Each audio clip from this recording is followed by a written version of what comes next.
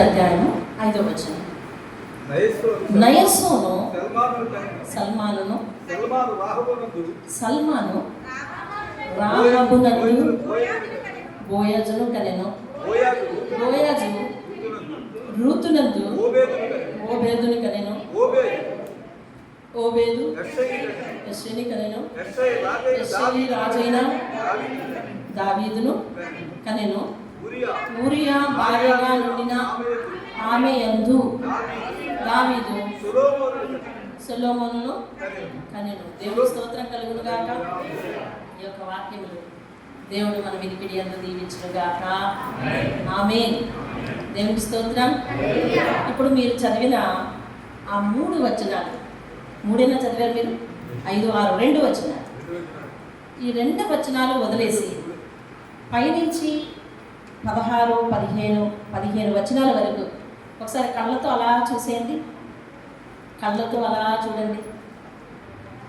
కళ్ళతో 2వ వచనం నుంచి 5, 6 వచనాలు వదిలేసి 15 వరకు కళ్ళతో చూసేయండి. రైట్, చూసారు కదా? ఎక్కడైనా పురుషుల పేర్లే రాయబడ్డాయి కానీ ప్రత్యేకించి స్త్రీల పేర్లు రాయలేదు. Except 5th, 6th words. 5, 6 వచనాలు తప్ప ఎక్కడ కూడా వారి భార్య ఎవరు అనేది రాయబడి ఉందా? చూశారు కదా, మీరు కూడా వెరిఫై చేశారు కదా. Okay, right. కానీ ఉందా? లేదు. కానీ 5వ వచనము ఒక ఇన్ఫర్మేషన్ ఇస్తుంది. సల్మాను రాహబునందు బోయజును కనెను. ఆ బోయజు రూతునందు ఓబేదును కనెను. ఆ ఓబేదు యెషయిని కన్నాడు. యెషయి రాజైన దావీదును కన్నాడు. సరే, దావీదు ఊరియా భార్యగా ఉండిన ఆమె యందు అని రాశాడు. బత్షెబ ఆమె, కానీ ఆమె యందు ఆమెను ప్రస్తావించారు. అక్కడ భార్యను ప్రస్తావించారు కదా. రైట్. అటు రాహబు కానీ, ఇటు రూతు కానీ, అటు ఊరియా భార్య కానీ, వాళ్ళ బ్యాక్గ్రౌండ్స్ అన్నీ కూడా ఫెయిల్యూర్స్. వాళ్ళు అనగా ఓడినవారు. వారి సాక్ష్యాల్లో ఎంతో కొంత గతుకు లోతుంది. అర్థమవుతుందా? వీళ్ళు యేసుక్రీస్తు వంశావళిలో పేర్లు రాయబడ్డాయి. రాహబు వేశ్య, తన పేరు వంశావళిలో రాయబడింది. ఇది ఎవరి వంశావళి? యేసుక్రీస్తు వంశావళి. ఎవరి వంశావళి ఇది? యేసుక్రీస్తు వంశావళి. అక్కడి నుంచి దావీదుని పట్టుకొని అలాగ కిందకి వచ్చేస్తే 16 ఎండింగ్లో మరియా పేరు ప్రస్తావిస్తారు. అంతే, మరియా పేరు ప్రస్తావిస్తారు. రాహబు వేశ్య, రూతు ఒక మోయాబీయురాలు. మోయాబీయులు అంటే ఎవరో తెలిసిన? లోతు ఉన్నాడు చూసావా? అబ్రహాము సోదరుడు లోతు ఉన్నాడు చూసావా? లోతు యొక్క పిల్లలు, కుమార్తెలు. ఆ సొదమ గొమొర్రా అంతా మండిపోయింది, కాలిపోయింది అని చెప్పి ఇక ఆడవాళ్ళు ఎవరు లేరు, ఇక దేశంలోనే ఆడవాళ్ళు లేనట్టు బుర్ర చెడిన వారై తన యొక్క పెద్ద కుమార్తె తండ్రితో సైనించిన సందర్భం. వారి సంతానం మోయాబీయులు, పాప ఫలితం మోయాబీయులు. మోయాబీయుల వంశంలో వచ్చింది రూతుని క్రీస్తు వంశావళిలో చేర్చారు. ఈ లోపాలు కనిపెట్టే వాళ్ళందరూ చెప్తున్నారు బైబిల్లో పాపం ఉంది, బైబిల్లో పాపము నిండి ఉంది అని చెప్తున్నారు. బైబిల్లో పాపం ఉంది, పాప ఫలితం కూడా ఉంది. అక్కడ దాకా చదవకుండా మనం ముందుగా తొందరపడడానికి లేదు. అయితే ఈరోజు మిగిలిన స్త్రీల గురించి మనం ప్రస్తావించలేము, కానీ సమయం లేదు. దేవుడు ఎంత పనివంతుడంటే, ఎంత నేర్పరి అంటే పడిన జీవితాలను, ఓడిన జీవితాలను, చితికిన జీవితాలను చేతిలోకి తీసుకుని కెన్ రిపేర్, దాన్ని రిపేర్ చేయగలడు, దానిని నిలబెట్టగలడు, దాని వైపు అందరూ చూసేలా చేయగలడు. దేవుని స్తోత్రం. హల్లెలూయా. అది ఆడవారి జీవితమైన మగవారి జీవితమైన ఎంతో మంది జీవితాలు, ఓడిన జీవితాలు, ఆడవాళ్ళని దేవుడు అత్యుత్తమైన స్థాయికి తీసుకెళ్లిన సందర్భాలు బైబిల్లో ఉన్నాయి. మగవారు చిరిగిన జీవితాలు ఉంటే వారిని దేవుడు ఎన్నుకుని అత్యున్నతమైన స్థాయికి తీసుకెళ్లిన సందర్భాలు బైబిల్లో ఉన్నాయి. దేవుని స్తోత్రం కలగలేదు. ఈ రాహాబు అనే వేశ్య మనకి ఎక్కడ కనిపిస్తుంది అంటే యెహోషువ గ్రంథం 2వ అధ్యాయంలో కనిపిస్తుంది. యెహోషువ గ్రంథం 2వ అధ్యాయం రండి. యెహోషువ గ్రంథం 2వ అధ్యాయానికి రండి. వచ్చారా? ఎక్కడుంటుంది అది? 5 కాండాలు తర్వాత ఉంటుంది యెహోషువ గ్రంథం. మోషే కాలం అయిపోయిన వెంటనే ఇశ్రాయేలీయులకు నాయకుడు యెహోషువ. యెహోషువ తన పనివారిని యెరికో పట్టణానికి వేగి చూడమని వెళ్తున్నాడు, పంపిస్తున్నాడు. యెరికో పట్టణ ప్రాంతం కనాను ఉండే దేశం అది, కనాను దేశం అది. కనానీయులు ఉంటారు అక్కడ. కనాను దేశంలో దేవుడు, వినండి జాగ్రత్తగా, మీరు కంగారు పడద్దు, బైబిల్ ఎక్కడ దొరకలేదని అనుకోవద్దు. ఇది ఆదికాండం నుంచి చదువుకుంటూ వస్తేనే కానీ తెలిసేది కాదు. కానీ ముఖ్యమైన విషయాలు వినండి. కనాను దేశాన్ని దేవుడు అబ్రహాముకు వాగ్దానం చేశాడు. ఎందుకంటే నీకు, నీ పిల్లలకు, నీ సంతానానికి ఈ దేశాన్ని ఇస్తాను అని. అబ్రహాం సంతానం ఎవరు? ఇస్సాకు సంతానం. ఇస్సాకు సంతానం ఎవరు? యాకోబు సంతానం. యాకోబు సంతానం ఎవరు? ఇశ్రాయేలీయులు. ఇశ్రాయేలీయులందరూ ఇప్పుడు కరువు వచ్చిన తర్వాత ఎక్కడికి వెళ్ళారు? ఐగుప్తుకి వెళ్ళారు. ఐగుప్తులో నుంచి దేవుడు ఎవరిని ఏర్పాటు చేసుకొని విడిపించాడు? మోషేని ఏర్పాటు చేసుకొని విడిపించాడు. ఇప్పుడు మోషే చనిపోయాడు. మోషే చనిపోయిన తర్వాత యెహోషువని దేవుడు ఏర్పాటు చేసుకున్నాడు. ఇప్పుడు దేవుని వెనక, యెహోషువ వెనకలో ఉన్న సైన్యాన్ని అంతటిని దేవుడు అబ్రహాముకు మాట ఇచ్చినట్టుగా కనాను దేశంలోకి పంపించారు కదా. కనాను దేశం ఎక్కడుందంటే యెరికో ప్రాంతంలో, ఆ ప్రాంతంలో ఉంది. దేవుడు అబ్రహాముకు వాగ్దానం చేశాడు కనాను దేశం ఇస్తానని. ఇప్పుడు వాళ్ళ సంతానం అంతా ఎక్కడ ఇరుక్కున్నారంటే ఐగుప్తులో ఇరుక్కున్నారు. అర్థమవుతుందా? ఎందుకు వెళ్ళారు? కరువు వచ్చిందని, యోసేపు అక్కడ ఉన్నాడని వెళ్ళారు. అక్కడ ఉన్నాడని తెలిసేలేరా? తెలియకుండానే వెళ్ళారు. యోసేపు వాళ్ళని పోషించాడు. ఇక్కడ వరకు అర్థమవుతుంది కదా? అర్థమవుతుంది కదా? రైట్. ఇప్పుడు ఐగుప్తులోంచి వాళ్ళని విడిపించడానికి దేవుడు ఎవరిని ఏర్పాటు చేసుకున్నాడు? మోషేని ఏర్పాటు చేసుకున్నాడు. ఇప్పుడు మోషేలో నుంచి, మోషే దగ్గర నుంచి ఈ జనం ఎవరి చేతుల్లోకి హ్యాండ్ ఓవర్ చేయబడ్డారు? యెహోషువ చేతుల్లోకి హ్యాండ్ ఓవర్. చూడండి, మనుషులు మారుతున్నారు, తరాలు మారుతున్నాయి. అబ్రహాము గతించిపోయాడు, ఇస్సాకు గతించిపోయాడు, యాకోబు గతించిపోయాడు. మోషే నడిపించిన మోషే కూడా గతించిపోయాడు. కానీ దేవుని వాగ్దానం మాత్రం మారలేదు. మిమ్మల్ని కనానికే నడిపించి తీరుతాను అంటున్నాడు. దేవుని స్తోత్రం కలుగుగాక. కనానికే నడిపించి తీరుతాను. కనానీయులు, రాహాబు ఎవరంటే కనానీయురాలు, కనాను దేశపు స్త్రీ. ఆమె ఎక్కడ ఉంటుందంటే యెరికో గోడ గవిని మీద ఉంటుంది. గవిని అంటే అందులోనికి, ఆ రాజ్యంలోనికి ఎవరైనా వస్తే దాని ద్వారానే వెళ్ళాలి. ఆమె దారిలో నివాసం ఉంటుంది. వేశ్య కదా, దారిలో నివాసం ఉంటుంది. యెరికో శాపగ్రస్తమైన పట్టణం. కనాను దేశం దేవుడు ఎందుకు వాళ్ళకి ఇస్తానన్నాడు? కనానుకి మంచి లివింగ్ ఎలిజిబిలిటీస్ ఉన్నాయి. అంటే అక్కడ నివాస యోగ్యమైన ప్రాంతం అది. పాలు తేనెలు ప్రవహించే ప్రాంతం అది. పచ్చని పొలాలు ఉండే ప్రాంతం. ఏది కరువు లేనటువంటి ప్రాంతం. సకల జాతి వృక్షాలు కూడా అక్కడ ఉన్నటువంటి ప్రాంతం అది. దేనికి వారికి కొదువు ఉండదు. వారు ఎవరి దగ్గర నుంచి ఏం తెచ్చుకోవాల్సిన అవసరం లేదు. ఎవరికైనా ఇచ్చేవారుగానే ఉంటారు వాళ్ళు అటువంటి దేశంలో. ఇప్పుడు అక్కడ వాళ్ళు దేవుని భయం లేక వారందరూ విగ్రహారాధికులై ఉన్నారు. వారు దేవునికి విరుద్ధంగా జీవిస్తున్న వారు కనాను దేశంలో వాళ్ళు. ఇప్పుడు దేవుడు ఏం చేద్దాం అనుకున్నాడంటే, దేవునికి విరుద్ధంగా జీవిస్తున్న వారి యొక్క రాజ్యాన్ని ఎవరికి ఇద్దాం అనుకున్నాడు?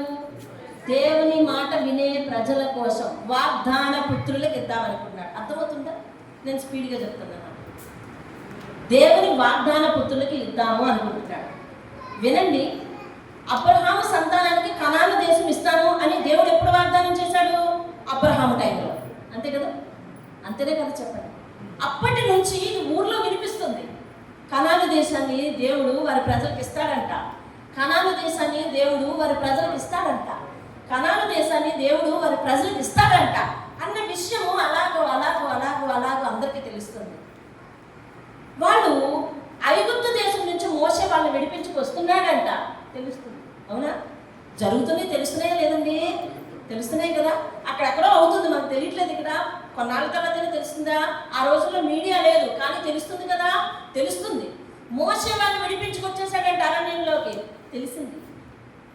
సముద్రం అడ్డుగా వచ్చేసిందంట, తెలుస్తుంది ఊరంతా. వినండి, సముద్రం అడ్డుగా వచ్చేసిందంట, తెలుస్తుంది ఊరంతా. సముద్రం 2 పాయలుగా వాళ్ళ దేవుడు చేసేసాడంట, తెలిసింది ఊరంతా. అమ్మో, వాళ్ళ దేవుడు భయంకరుడు, తెలిసింది ఊరంతా. వాళ్ళ దేవుడు చాలా శక్తిమంతుడు, తెలిసింది ఊరంతా. ఇశ్రాయేలీయులు బలవంతులు, తెలిసింది ఊరంతా. ఇందాక మీరు అపవాది మీద మీరు శక్తిమంతులు అంటే మీరు తొందరగా ఒప్పుకోలేకపోయారు, కానీ దేశమంతా చుట్టుపక్కల ప్రాంతములందరూ కూడా ఇశ్రాయేలీయులు వారికి ఆటంకము కలిగించే అపవాది కంటే బలవంతులు, వారి వెనక దేవుడు ఉన్నాడని అందరూ నమ్ముతున్నారండి.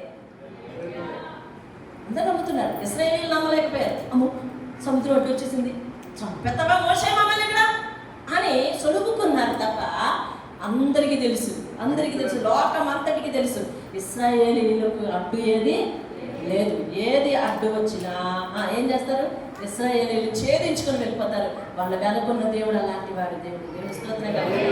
ఆ కొద్ది రోజులు వినిపించింది, ఐగుప్తీలా తెరిచిన సముద్రంలోనే పడి చచ్చారంట, ఆ సముద్రం వాళ్ళని మూసేసిందంట, విన్నారు. ఇది వార్త అట్లాగా వెళ్ళిపోతుందండి. ఇప్పుడు మోషే చనిపోయాడంట, యెహోషువ నడిపిస్తున్నాడంట. వాళ్ళు దగ్గరికి వచ్చారంట. ఎక్కడ దగ్గరికి? కనాను దగ్గరికి. రాహాబు ఎవరు? కనానీయురాలు. చెప్పండి, రాహాబు ఎవరు? కనానీయురాలు. ఆమె ఎక్కడ నివసిస్తుంది? యెరికో పట్టణం యొక్క గవిని మీద నివసిస్తూ ఉంది, ఆ దారిలో నివసిస్తూ ఉంది. ఇవన్నీ అందరికీ లోకమందరికీ తెలిసిపోతుంది. అట్ట అనే విషయాలు తెలిసిపోతాయి కదండి. ఆవిడ స్త్రీ అయినా ఆవిడ దగ్గర ఉన్న ఎసెప్ట్ ఒకటి ఉంది. ఏంటంటే ఆమె దగ్గరికి చాలా మంది పురుషులు వస్తారు, అవును కదా. కాబట్టి ఆమెకు అన్ని విషయాలు తెలుస్తున్నాయి.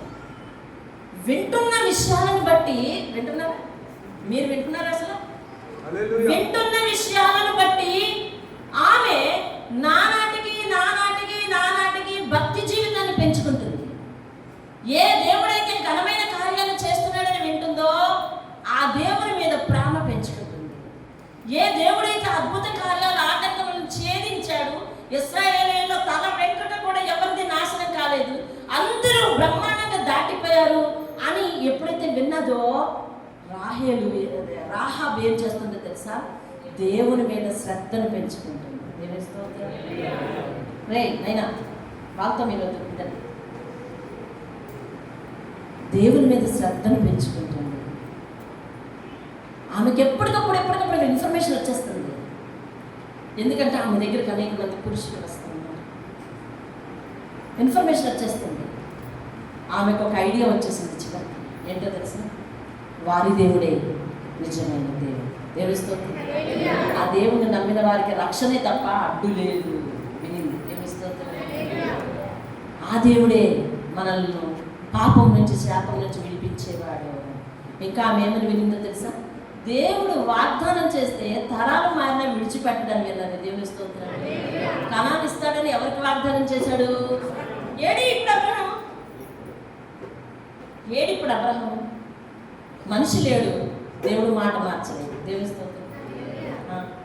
మనం ఎవరికైనా మాట ఇస్తే మనిషి ఉంటుంది, కానీ మనం మాట మారుస్తాం. ఇది మన తత్వం. కానీ మనిషి లేడు, కానీ మాట మార్చాలి. ఆ వాగ్దానాన్ని దేవుడే వాళ్ళ కుమారులకు గుర్తు చేస్తున్నాడు. నాయనా, మీ తండ్రికి నేను వాగ్దానం చేశాను, ఇస్తాను అంటాడు. దేవుని స్తోత్రం కలిగి అయిపోయింది. దగ్గరకు వచ్చేసారు అని వినింది. అంటే వారు వచ్చారు అంటే కనానీయుల్ని పడతారు. కనానీయుల్ని కొట్టినప్పుడు నేను కనానీయురాలే కదా, నేను కూడా నాశనం అయిపోతాను. నన్ను రక్షించేవాడు, నా కుటుంబాన్ని రక్షించేవాడు ఒక్కడే, వాళ్ళ దేవుడే అని గుర్తించింది. రాను వచ్చిన వారితో చెప్తుంది, నేను ఇక పాపం చేయను. దేవుని స్తోత్రం చెప్పండి. అలాగే రాను వచ్చే వాళ్ళతో చెప్తుంది, నేను ఇక పాపం చేయను. ప్రార్థన చేసుకుంటుంది. ఇవన్నీ మీకు ఎట్లా తెలుసండి? విశ్వాసం ఉంచుతుంది. దేవుని స్తోత్రం. ఆమె దేవుడైన యెహోవా యందు విశ్వాసం ఉంచింది. తన ప్రవర్తనను మార్చేసుకుంటుంది. తెలుసా? ఆమె వేసేగాక ఆ దారిన పోయేవారు ఎవరైనా అపరిచితులు దేశంలోనికి ఎంటర్ అయితే ఇన్ఫర్మేషన్ ఇస్తారు కూడా. ఎందుకంటే ఆమె దగ్గర అన్ని ఇన్ఫర్మేషన్లు ఉంటాయి కదా. వెంటనే యెహోషువ వేగు చూడడానికి కొంతమందిని పంపించాడు. ఆ దేశం ఎట్లా ఉంది, ఎలా వెళ్ళాలి, ఎటు నుంచి వాళ్ళని ఎలా పడగొట్టాలి అన్నది చూడడానికి పంపిస్తే ఆమె ఏం చేసింది చూడండి. 2వ అధ్యాయము 2వ వచనం.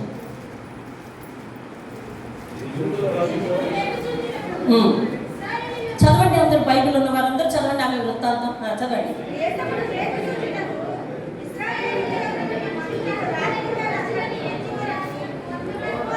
ఎరికో రాజుకి ఇన్ఫర్మేషన్ వచ్చింది. ఎవరు వేగు చూడడానికి ప్రాంతం వచ్చారు, వేగు చూడడానికి వచ్చారు ఇక్కడికి అని ఇన్ఫర్మేషన్ వచ్చి ఈ ఇంటికి పంపించాడు మనుషుల్ని. అతడు వచ్చి అంటున్నాడు, నీ ఇంట చేరిన ఆ మనుషుల్ని బయటికి తీసురా అని చెప్పండి. రాహాబు వద్దకు మనుషులను పంపగా ఆ స్త్రీ ఆ ఇద్దరు మనుషులను తోడుకొని వారిని దాచిపెట్టేసి ఏమంటుందంటే, మనుష్యులు నా ఎందుకు వచ్చిన మాట నిజమే, కానీ వారు ఇదిగో ఈ దారిని వెళ్ళిపోయారు అని చెప్పి ఇంకేళ్లతో ఎక్కువసేపు మాట్లాడకూడదు అనేసుకుని ఏమంటుంది తెలుసా? మీరు తొందరగా ఎంత పట్టుకుంటారు, ఏమంటుంది? మీరు తొందరగా ఎంత పట్టుకుంటారు వాళ్ళని, వెళ్ళండి అని దారి మళ్ళించేసింది. వాళ్ళు వెళ్ళిపోయారు. ఎవరికి మేలు చేసింది చెప్పండి? దేవుని ప్రజలకు మేలు చేసింది. చెప్పండి, ఎవరికి మేలు చేసిందమ్మా? దేవుని ప్రజలకు మేలు చేసింది. ఆమె ఏ దేశస్తురాలు? కనాను దేశస్తులు. ఇశ్రాయేలీయులు వస్తే పోయేది ఎవరు? కనానీయులు. అవును కదండి, కనానీయులు. కానీ ఆమె ఎందుకు ఈ సహాయం చేసింది? దేవుని ప్రజలకు ఎందుకు సహాయం చేసిందో తెలుసా? ఆమె దేవుని గురించి వినింది. వినిందండి, వినింది మాత్రమే. విని బ్రతుకులు సరిచేసుకుని దేవుని ప్రజలకు సహాయం చేసింది. సహాయం చేసి అంటుంది, ఇప్పుడు నేను చదువుతున్నాను వినండి. 8వ వచనం. ఆ వేగుల వారు పండుగలకు మునుపు ఆమె వారున్న మిద్ది మీదకి ఎక్కి వారితో ఇట్లా నింది. వినండి, నేను చదువుతున్నాను సార్. సైలెంట్గా మీరు వాక్యం దగ్గర వేలు పెట్టుకుంటే వినండి. యెహోవా ఈ దేశమును మీకిచ్చుచున్నాడనియు మీ వలన మాకు, అర్థమైందా? మాకు అంటుంది. అంటే ఆమె శాపగ్రస్తమైన దేశంలో ఉంది కదా. ఆమె విశ్వసించిన విషయాలు సాక్ష్యం చెప్తుందండి. దేవుని గురించి సాక్ష్యం ఇస్తుంది. ఎలా ఇస్తుందో చూడండి. 9, 10, 11 వచనాలు ఆమె ఇచ్చిన సాక్ష్యం. ఎంత చక్కగా ఇస్తుందో చూడండి. యెహోవా ఈ దేశమును మీకు ఇచ్చుచున్నాడని, మీ వలన మాకు భయం పుట్టునని, మీ భయము వలన ఈ దేశ నివాసులందరికీ ధైర్యం చెడిపోవునని నాకు తెలుసు. ఈమె మొదట ఏమి గ్రహించింది తెలుసా? దేవుని శక్తిని గ్రహించింది. ఈ మొదట ఏం గ్రహించిందండి? దేవుని శక్తిని గ్రహించింది. మీరెంత శక్తివంతులో నాకు తెలుసు. మీరు ఇందాక అపవాది బలవంతులా, మీరు బలవంతులా అని అంటే మీరు వెంటనే ఒప్పుకోలేకపోయారు. ఇప్పుడు ఆమె చెబుతుంది, మీరు చాలా బలవంతులు, మీ వెనక దేవుడు ఉన్నాడు అంటుంది. దేవుని స్తోత్రం. చూడండి, మీరు ఐగుప్తు దేశంలో నుండి వచ్చినప్పుడు మీ ఎదుట యెహోవా ఎర్ర సముద్రము నీరుని ఎలాగో ఆరిపోచేశాడో, యోర్దాను తీరమునున్న అమోరీయుల 2 రాజులైన సీహోనును ఓగును మీరేమి చేశారో, అనగా మీరు వారిని ఎలాగో నిర్మూలన చేసిరో ఆ సంగతి మేము వింటిమి. దేవుని స్తోత్రం. ఇప్పుడు ఈ వాక్యంలో ఏం చెప్పింది తెలుసా? దేవుడు చేసిన అద్భుత కార్యాలు చెప్పింది. దేవుని స్తోత్రం. మొదటి వచనంలో ఏం చెప్పింది అంటే దేవుని శక్తిని చెప్పింది. 2వ వచనంలో ఏం చెప్పింది అంటే దేవుడు చేసిన అద్భుత కార్యాలను చెప్పింది. 11వ వచనం, మేము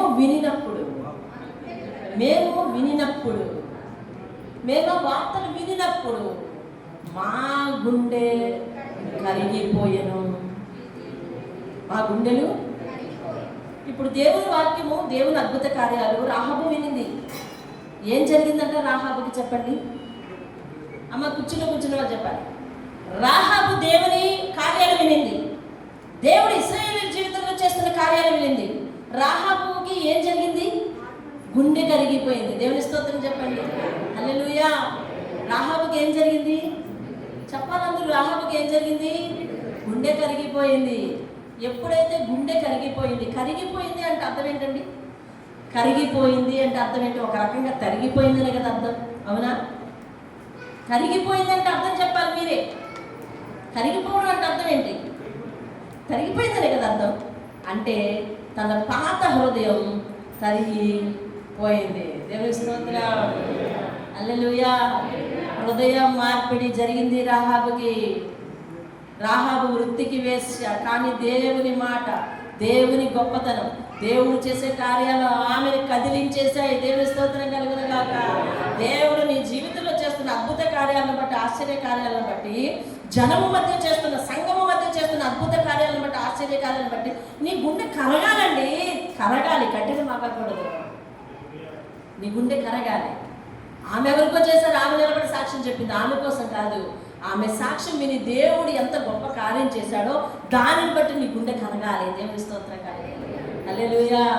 అప్పుడు అవతల వారి జీవితంలో దేవుడు చేసిన మేలుకి నీకు కన్నీరు వస్తుందండి. దేవుని స్తోత్రం కలగాలి, హల్లెలూయా. సాధారణంగా లోకల్లో ఉండేవాళ్ళు ఏం చేస్తారు తెలిసి? ఎవడు ఏడు పాడే ఏడుస్తారు, అంతేనా? మనం కూడా పాత్రలు అట్లానే ఏడ్చేవాళ్ళం. మన బాధ మనమే, మన ఏడుపు మనమే ఏడ్చుకునేవాళ్ళం. మనం ఇతరుల కోసం ఏడ్చేవాళ్ళం కాదు. కానీ ఇక్కడ దేవుడు చేసిన కార్యాలను మనం హృదయంలో నుంచి ఆలోచిస్తే, నీ జీవితంలో దేవుడు చేసిన కార్యానికి నా హృదయంలో నుంచి కన్నీరు రావాలని తెలుస్తుంది. హల్లెలూయా. రాహాబుకి కన్నీరు వచ్చిందంటే, హృదయం కరిగిపోయిందంట, గుండెలు నీరైపోయినాయి అంటే ఎట్లాగా? ఇశ్రాయేలీయులకు ఆయన చేసిన కార్యాలను చూసి. దేవుని స్తోత్రం కలుగును గాక. ఆమె చెప్తుంది, ఏ కార్యం చూసి నేను మారానో తెలుసా? చెప్తుంది, ఏ కార్యం చూసి మారిందంట? ఇశ్రాయేలీయులకు మీకు సముద్రం పట్టిన దేవుడు, సముద్రం అడ్డొచ్చేసిందని మీరు అందరూ కలవరపడిపోయారు కదా, అప్పుడు దేవుడు సముద్రాన్ని 2 పాయలుగా చీల్చేశాడంట కదా. అమ్మ బాబోయ్, అది విన్న తర్వాత మా గుండె నీరైపోయిందండి, కరిగిపోయిందండి అంటుంది. జరిగిన కార్యాలు విని. అదే నిర్గమకాండం 14 అధ్యాయం నీ జీవితంలో ఎన్నిసార్లు విన్నావో కదా నువ్వు, అవునా? ఆమె చెప్పింది సాక్ష్యం, పలానా వాక్యం వల్ల నా గుండె కరిగిపోయింది. ఎప్పుడైనా నీవు చెప్పిన సాక్ష్యాలలో మన సొంత సాక్ష్యాలే, మన సొంత మాటలే, అంతేగాని ఏనాడైనా సేవకుని నోటి నుండి ఇటువంటి మాట వచ్చింది, ఆ మాట వల్ల నాకు హృదయం మారింది, ఆ మాట నా హృదయాన్ని బాగా తాకింది, అందువల్ల నేను నా జీవితం నుంచి ఫలానా చెడు విషయాన్ని వదిలేశాను, ఫలానా తత్వాన్ని వదిలేశాను, ఏనాడైనా నీ జీవితంలో సాక్ష్యం ఉందా? మన పేరు ఆత్మీయ ప్రార్థన గోపురం, ఆత్మీయత వర్ధిల్లింది. ఆ వర్ధిల్లిందానికి సాక్ష్యం ఏది? రాహాబు చెప్తుంది, ఏమన్నా తెలుసా? ఇదిగో ఆ రోజు చేసిన కార్యం ఉందే, అమ్మ బాబాయ్, అది విన్న తర్వాత నా గుండె కరిగిపోయిందండి. మా గుండెలు చెప్పండి. ఆమె ఏం చెప్తుంది? చెప్పండి, ఏం చెప్తుంది? కరిగిపోయింది. ఈ మా అంటే ఎవరో? ఏమండి, ఎవరు? కననీయులు అందరూ అంటారా? కాదు. కననీయులు అందరూ అయితే అందరు ఎదురుకుండా ఈవిడ వీళ్ళని ఎందుకు దాయడం? అంతే కదా, కననీయులు అందరు కదా. మరి మా అంటే ఎవరు? వారి కుటుంబం. ఎస్, వారి కుటుంబం. అంటే ఆమె ఏం చేసిందో తెలుసా? విన్నది ఈవిడ కుటుంబంలోకి పాటించింది, దాన్ని కుటుంబంలోకి పాటించింది. దేవుడు నిజమే దేవుడు, దేవుడు అద్భుతాలు చేసే దేవుడు. దేవుడితో పెట్టుకున్నాడు పోయినారు రా బాబు. ఐగుప్తు రాజు ఆడంత మూర్ఖుడు, ఇన్ని కార్యాలు చేస్తుంటే, ఇన్ని వ్యాధులు పంపిస్తుంటే, ఇన్ని తెగుళ్ళు పంపిస్తుంటే వాళ్ళని ఎంటాడుతున్నాడు చూసినావా? వీడేమవుతాడో అనుకున్నారు. చివరికి చచ్చాడు కదా, ఒంటరిగా మిగిలిపోయాడు కదా. బాధ వేసింది అలాగే. అమ్మ బాబాయ్, దేవుడితో పెట్టుకుంటే సామాన్యం కూడా దాన్ని అనిపించింది.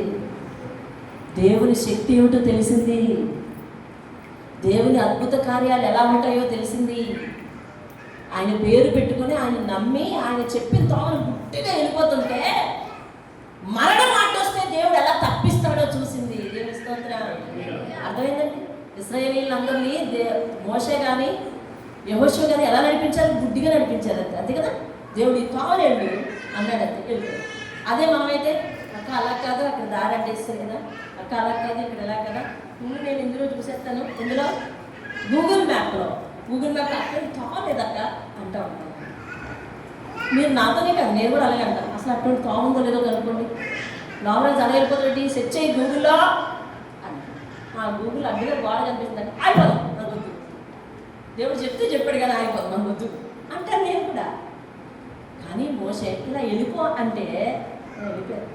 నేను ఒక మాట చెప్తాను లేదండి, పరిశుద్ధాత్మ చెప్పండి, జ్ఞానం పెరిగిపోయింది నీకు, దేవుని మీద ప్రేమ తగ్గిపోయింది అంతే.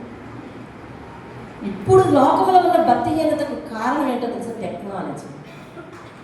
అంటే టెక్నాలజీని మీరు ఉపయోగించట్లేదా? నేను ఉపయోగిస్తున్నాను, అది నీకు ప్రాముఖ్యత, వెరీ ఎసెన్షియల్ నాకు. ఈరోజు నేను డ్యూటీకి వెళ్తే నేను వచ్చానని గుర్తించేది టెక్నాలజీ.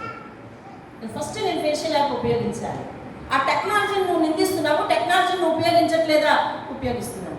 కానీ 10 మందిలో 9 మంది దాన్ని, ఆ టెక్నాలజీని తప్పుడు మార్గంలో ఉపయోగించడం వలన పాపం వారి జీవితాల్లో ఏలి వారు దేవుని శక్తిని తెలుసుకోకుండా వారి కన్నులు మూత వేయబడుతున్నాయి. దేవుని శక్తిని వారు ఆశ్రయించడం లేదు.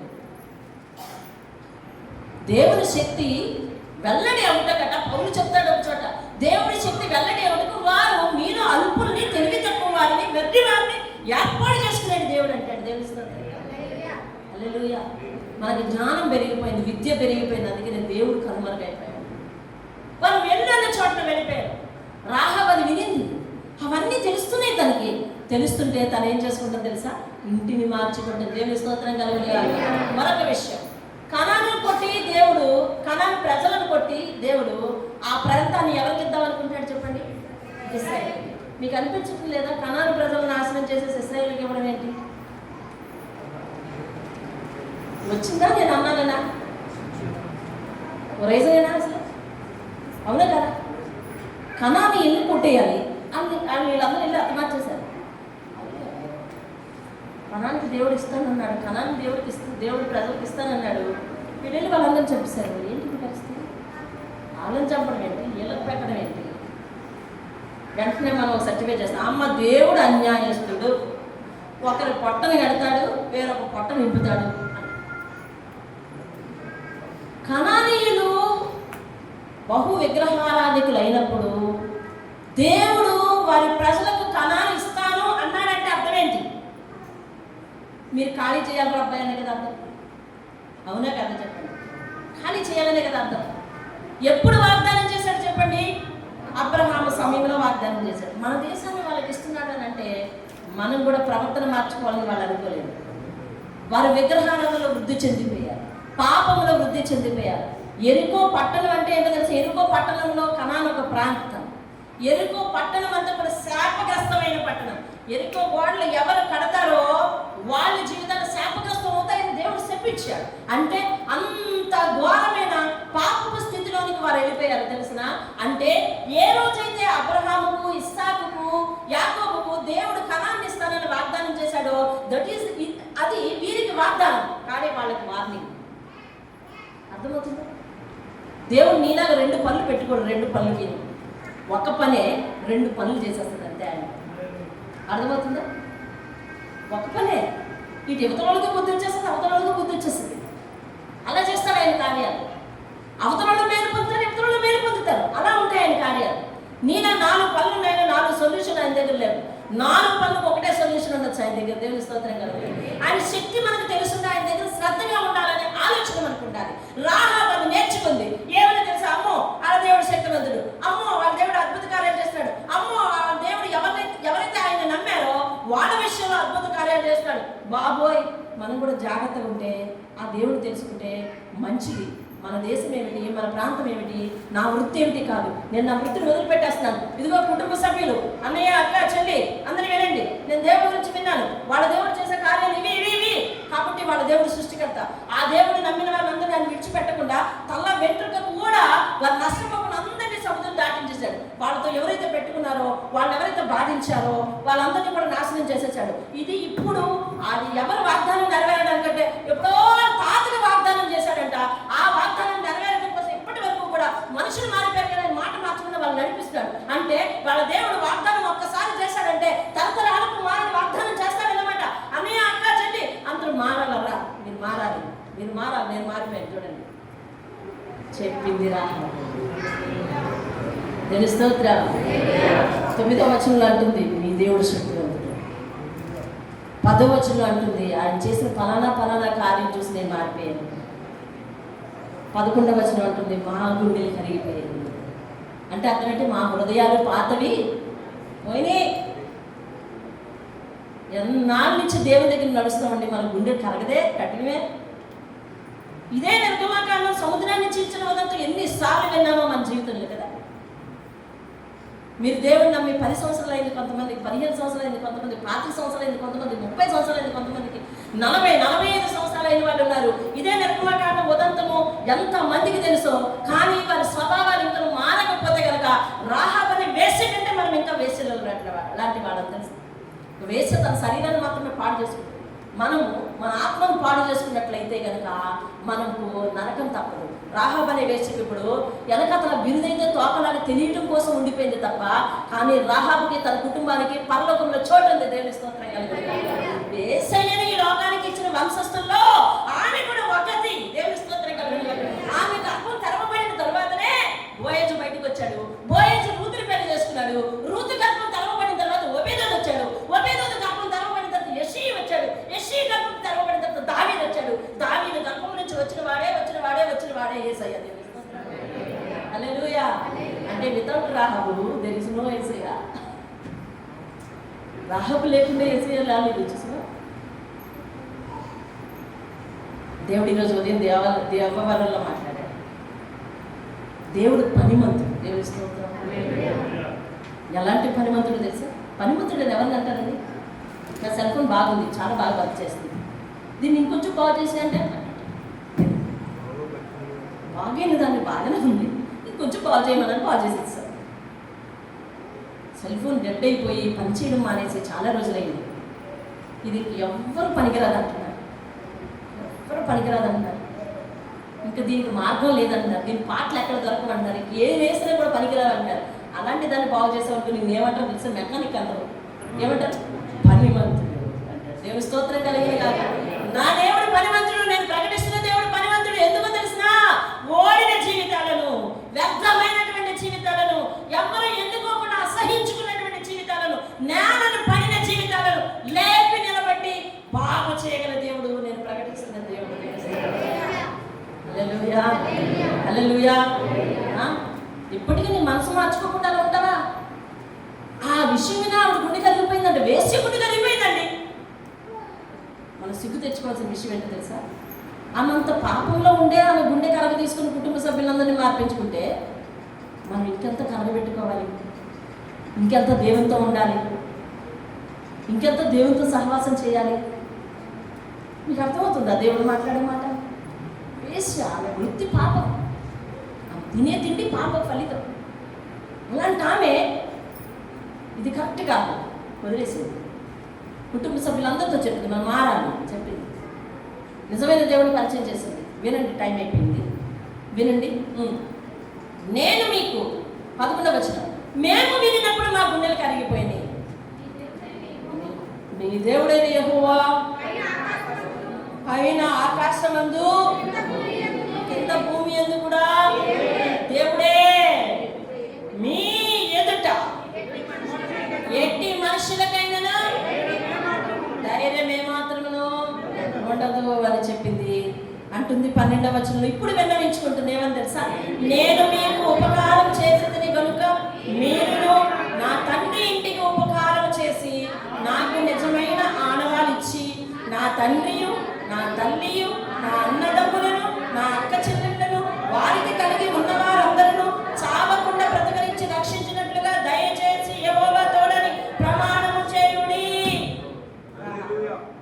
మొత్తం వంశాన్ని అంతా చుట్టబెట్టేసిందండి. నా అన్నదమ్ములను అక్క చెల్లెలను వారికి కలిగిన వారందరూ అంటే వారి పిల్లలు అన్నమాట. ఎంతమంది చుట్టబెట్టేసిందో చూడండి. అర్థమైందండి? రాహాబు విశ్వాసం చూపిన స్త్రీలలో అగ్రగణ్యురాలు.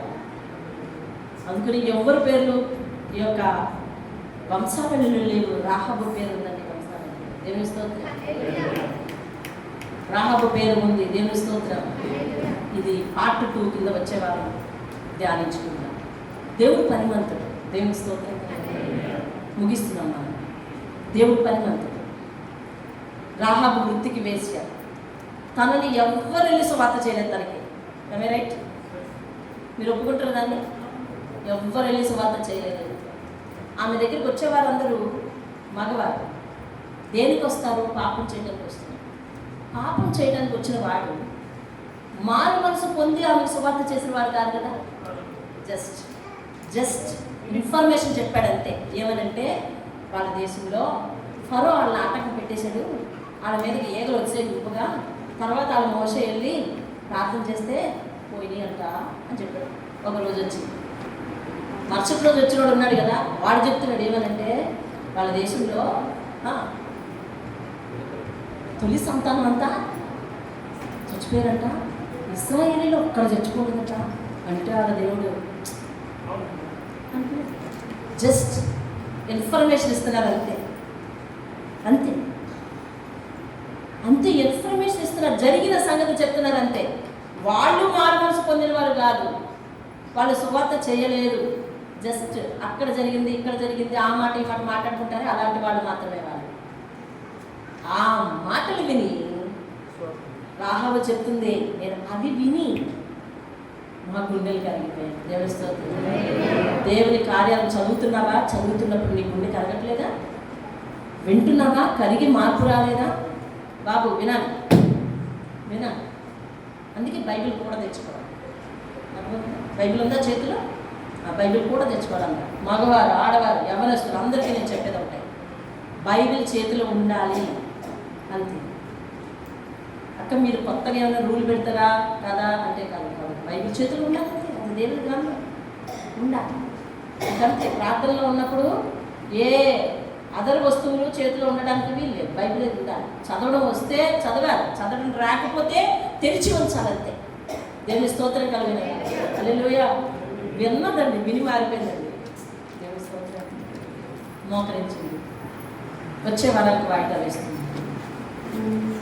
రాహాబు గురించి నువ్వు వినవలసిన సంగతి చాలా ఉంది. ఒక వేసుని బట్టి తెలుసుకోవాల్సిన సంగతి, ఆమె విశ్వాస వీరురాలు. దేవుని స్తోత్రం. దేవుడు పనిమంతుడు, పాడైన జీవితాన్ని మార్చాడు. పాపపు జీవితాన్ని పరిశుద్ధమైన పాత్రగా చేయగలవాడు మన దేవుడు. రాహాబు మారింది, నువ్వు మారేవా? రాహాబు గుండె కరిగింది, నీ గుండె కరిగిందా? దేవుని మాట విని నీ గుండె కరిగిందా? దేవుని మాట విని నువ్వు నీ కఠినమైన హృదయం మెత్తని హృదయంగా మారిందా? నీ మాట తీరు మారిందా? నీ పని మారిందా? నీ వృత్తి మారిందా? నీ వృత్తిలో మోసం కొనసాగుతూ ఉందా? నీ నిర్ణయాల్లో మోసం కొనసాగుతూ ఉందా? ప్రార్థించండి. మీరు రాహాబు గురించి ఏం విన్నారో, దేవుడు రాహాబు జీవితాన్ని ఎలా సువార్త లేకుండా ఎట్లా మార్చాడు. ఎన్నో విషయాలు వింటది ఆమె. ఎంతో మంది పురుషులు తన దగ్గరికి వస్తారు, ఎన్నో విషయాలు వింటది, కానీ దేవుని విషయాలు మాత్రమే ఆమె హృదయంలో పెట్టుకుంది. నువ్వు కూడా ఎన్నో విషయాలు వింటున్నావే, ఎన్నో సందర్భాలు చూస్తున్నావే, వాటిల్లో నీ పార్టిసిపేషన్ ఉంటుందా? కాదు, అలా ఉండడానికి వీలు. దేవుని మాటలు, దేవుని వాక్కులు, దేవుని కార్యాలను హృదయంలో పెట్టుకోవాలి. అప్పుడు నీ జీవితం బాగుంటుంది, రక్షించబడతావు. దేవుని దగ్గర అడగడానికి నీకు ఒక హక్కు ఉంటుంది. ప్రభువా, నేను హృదయాన్ని మార్చుకున్నాను. రాహాబు చెప్తుంది, మా గుండెలు కరిగిపోయాయి. అంటే మా పాత హృదయం కరిగిపోయింది. మమ్మల్ని రక్షించరా మీరు వచ్చినప్పుడు ఉంటుంది.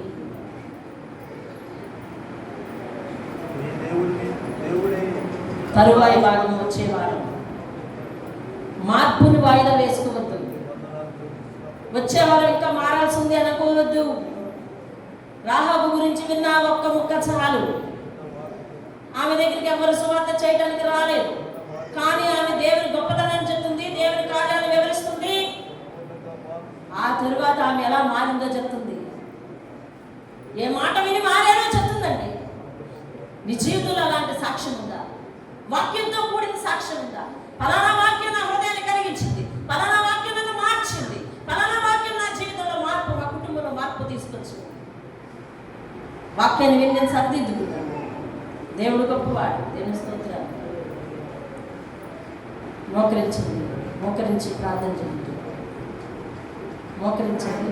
కుర్చీల్లో ఉన్నవారు మోకరించలేకపోతే లేచి నిలబడండి. వృద్ధులు ఎలాగో లేవలేరు, వాళ్ళని కూర్చొనివ్వండి. ఆరోగ్యం బాగాలేని వాళ్ళు లేవలేరు, మీరు కూర్చొనివ్వండి. యవనస్తులు మీకే ఓపిక ఉన్న వాళ్ళందరూ కూడా మోకరించి, రాహాబు గుండె కలిగించుకుంది, నేను కలిగించుకోలేకపోతున్నాను.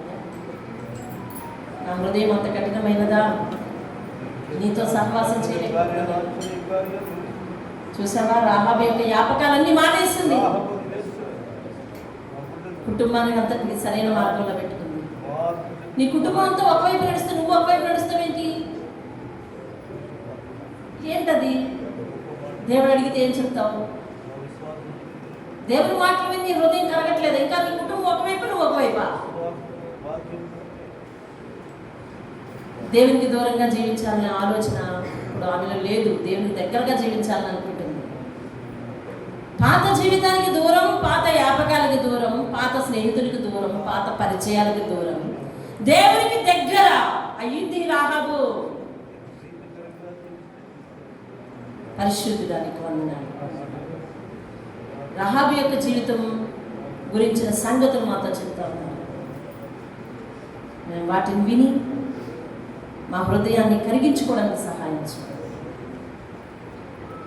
క్రీస్తు యొక్క వంశావళిలో ఆమె పేరు స్పష్టంగా రాయబడి ఉంది. ఏ స్త్రీ పేరు రాయబడి ఉండలేదయ్యా. ఎంత విశ్వాసం చూపించిందో.